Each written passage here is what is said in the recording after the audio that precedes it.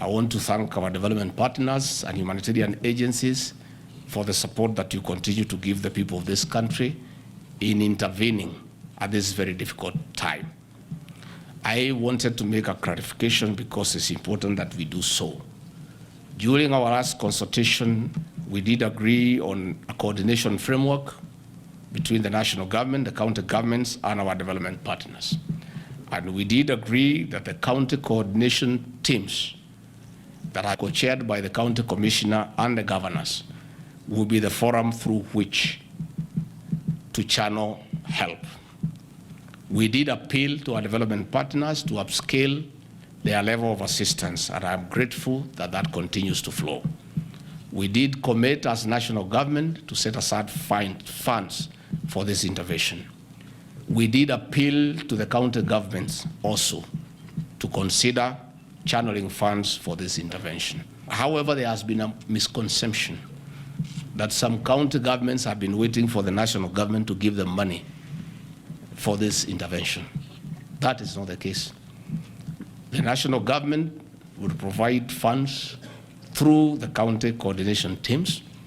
The development partners and humanitarian agencies will do the same, and we expect the county governments to do the same.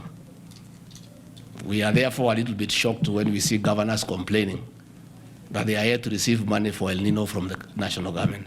Such money is not forthcoming. They are expected to use emergency money within their financial provision and to reallocate money within their budget to intervene for the people that they govern. I therefore want to thank many county governments. We have seen very serious intervention in the county government of Wajir, Mandera, Garissa, Kwale, Busia, where the county governments had set aside funds to complement what the national government and the development partners are doing.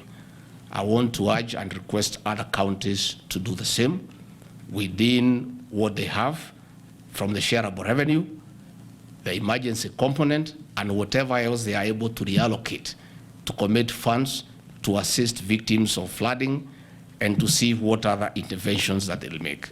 As a national government, last week we released 2.4 billion Kenya shillings as an initial injection into the effort, and will continue to inject more as we proceed on.